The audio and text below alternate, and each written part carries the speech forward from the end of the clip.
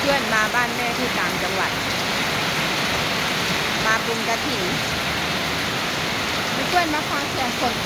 นตกแรงมากดูน้ำฝนไหลลงเพื่อนๆดูฝนตกแรงมากๆเลยเพื่อนๆดูดิมาต่างจังหวัดเพื่อนๆฝนตกแรง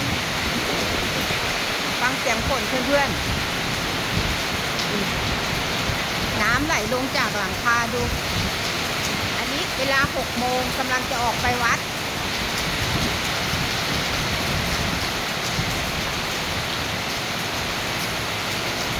ดูน้ำไหลลงจากหลังคาเพื่อนๆดูกำลังจะออกไปวัดเพื่อนๆ